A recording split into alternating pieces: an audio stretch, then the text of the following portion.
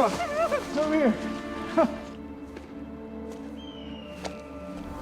Maddie, please come here. Don't. Love you. It all kicks off in 1830, out in some remote area where a dead body is seen hanging from a tree near a river. It's a creepy, silent place, no one around. The next shot jumps to a guy named Augustus Landor washing his hands in that same river. He's an ex-cop who's now retired and living alone in a small cabin by the water. Soon, a few men from a military school show up at his place. Turns out, that dead guy hanging from the tree was one of their cadets.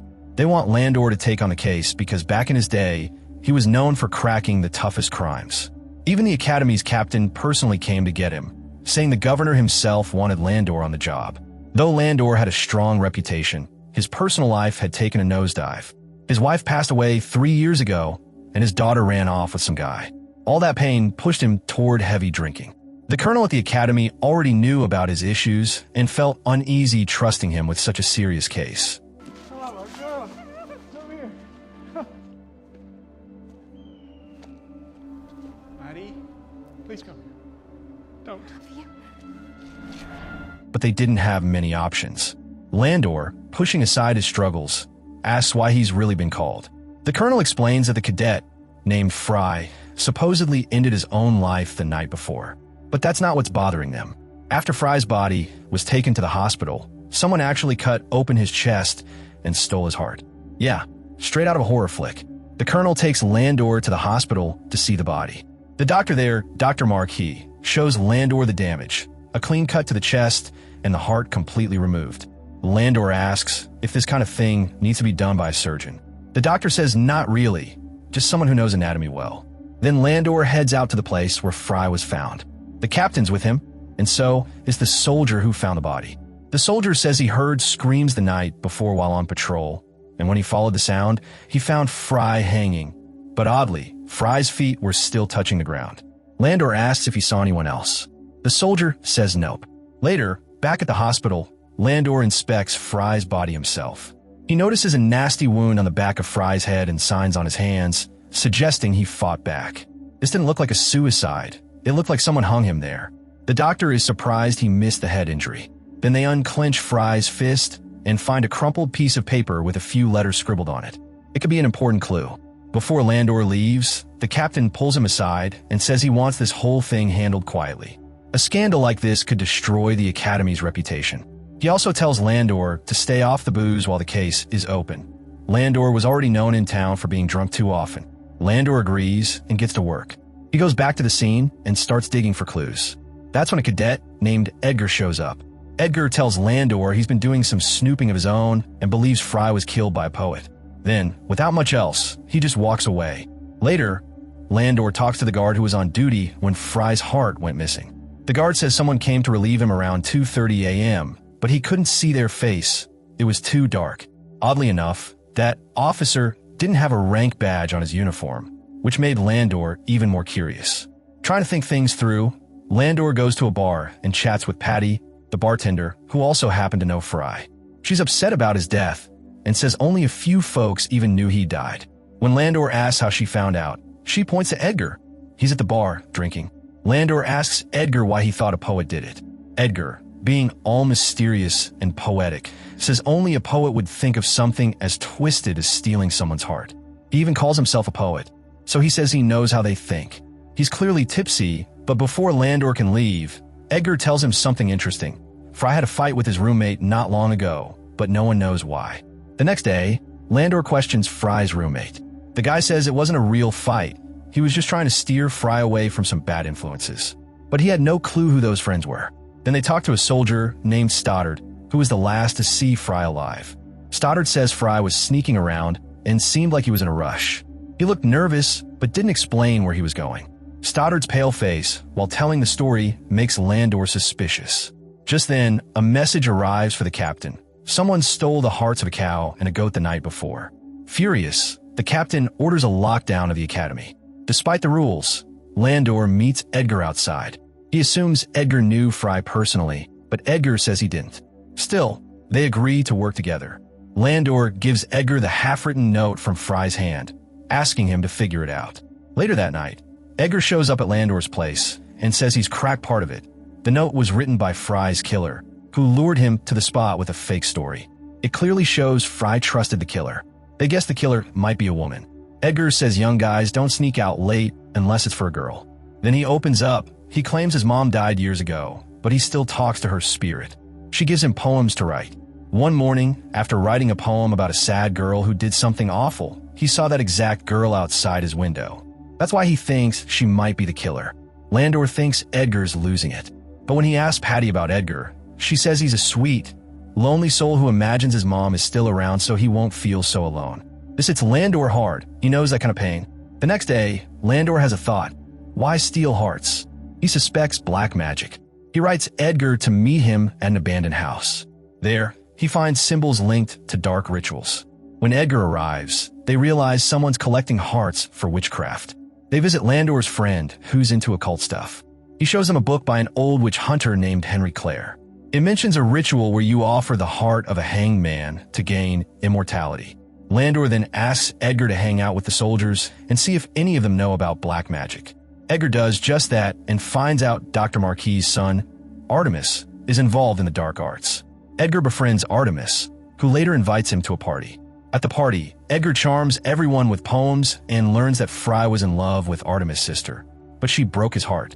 Meanwhile, one night while Landor is half asleep, he thinks he sees his daughter crying, but when he gets closer, she vanishes like a ghost.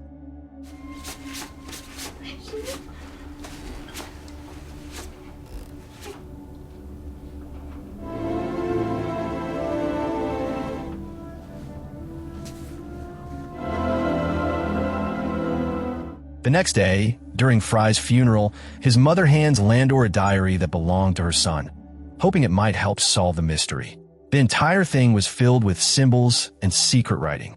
It wasn't easy to read, but Landor got to work figuring it out. Meanwhile, Edgar ends up spending time with Leah, Artemis' sister. She's the same girl Edgar thought he saw outside his window the morning he was writing that strange poem. He asks her to meet him in an empty area to quietly observe her behavior. But once he meets her, he's completely captivated. She's gentle, kind, and beautiful. Just when things seem calm, What? Leah! Leah. Fine. around the same time, Landor finally starts making sense of what's in Fry's coded diary. That night, Edgar is walking back from the academy when he senses someone tailing him. He looks around. Nothing. Then suddenly, Bellinger jumps out and threatens him. Bastards! I know their fucking place! Get away from Leah! But just then, Landor shows up and beats Bellinger badly, scaring him off. Edgar's temper explodes. He says if Bellinger ever messes with him again, he'll kill him. Landor calms him down. The next morning, the captain informs Landor that Bellinger has vanished. Shocked, Landor joins a search party. It doesn't take long. They find Bellinger dead, hanging just like Fry. His heart had been cut out too. Back at the hospital, Dr. Marquis examines the body and reveals something wild. The person who killed Bellinger wasn't the same one who killed Fry. The cuts were done differently. Plus, this killer had mutilated Bellinger in another way too, something even more disturbing. This angers the colonel, who lashes out at Landor for failing to find results. Meanwhile, the captain tells Landor he's beginning to believe Edgar is behind everything. The night before, Edgar had apparently gone around telling everyone about his fight with Bellinger, and even openly said he'd kill him. Landor sticks up for Edgar, saying the boy may have gotten angry, but he's not a killer. And the captain drops another bomb. Edgar had once gotten into a fight with Fry as well. The colonel admits he's been suspicious of Edgar for a while, but hasn't found anything solid yet. Landor is stunned. Edgar told him he didn't even know Fry. He storms over to confront Edgar. When pressed, Edgar says he's had arguments with lots of cadets who teased him for how he looked or acted, but he insists he never held on to revenge. Hearing this, Landor eases up and believes him again. That evening, Dr. Marquis hosts a dinner at his house to honor Bellinger's memory. Both Landor and Edgar are invited. But things get tense when Artemis starts acting rude toward Landor, accusing him of sneaking into his room.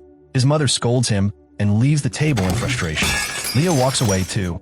The doctor tries to lighten the mood by making a drink for Landor. While waiting, Landor notices a strange old book about dark magic on a shelf. He asks about Leah's health, and the doctor confesses that she suffers from a serious illness that makes her constantly anxious. One reason she's still unmarried. While they're chatting, Artemis asks Landor to come watch Leah play piano. Landor declines, saying he wants some fresh air, then sneaks into Artemis' room instead. Meanwhile, Edgar listens to Leah's music, totally smitten. Inside the room, Landor finds a coat without any military rank, just like the one the Academy guard described the night Fry's heart went missing. Mrs. Marquis also notices it. The doctor says it belonged to his late brother and has no clue how it got there. But Landor reveals it was found in Artemis' room. Before Artemis can say anything, the captain arrives with news. Stoddard, the last person who saw Fry alive, has also gone missing. They rush to Stoddard's room. Landor checks the place and announces that Stoddard wasn't kidnapped. He ran away. All his stuff was gone. Landor figures that Fry, Bellinger, and Stoddard were tight, and after seeing his friends die, Stoddard feared he was next and fled. The coat in Artemis' room makes him the main suspect, but Landor still lacks hard proof and asks for more time. Edgar, meanwhile, meets Leah and reads her one of his poems.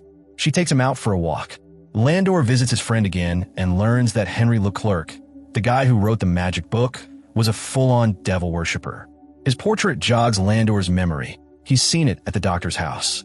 That confirms his suspicion. The Marquis family is involved in all this madness. The book Landor found was indeed written by Henry, and with that, he confronts the doctor. Panicked, the doctor spills the truth. Leah was dying and no cure worked. Then, she claimed an ancestor, Henry Leclerc, spoke to her and revealed a spell that could make her immortal. After performing it, Leah seemed to get better, so the family kept going with the ritual. While the doctor is confessing, Leah, Artemis, and their mother are busy preparing another ritual in an abandoned house. They've taken Edgar, now unconscious, and plan to offer his heart to the devil. Leah holds Fry's heart in her hand, places Edgar's blood on her forehead, and begins chanting. Landor races to stop them after learning the truth. Teratutum. Just a few minutes more sacrifice is the ultimate expression of love. I knew from the moment I met you, you were the one. Prince of Investors. Enough! They threaten him, but a candle falls, setting the place on fire. Just leave us alone, it's almost time! Yeah! Please, stop! Terrell! Artemis runs to save her. Landor grabs Edgar and escapes.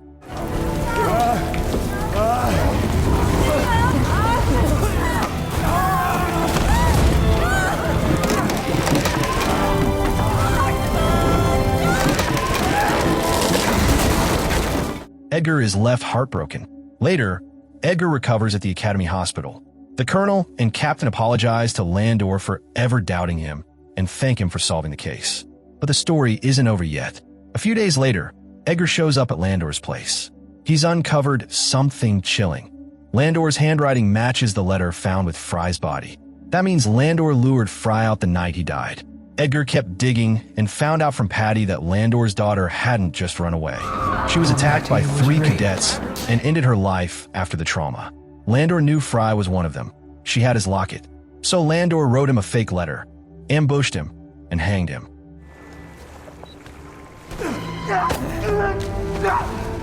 It was with you.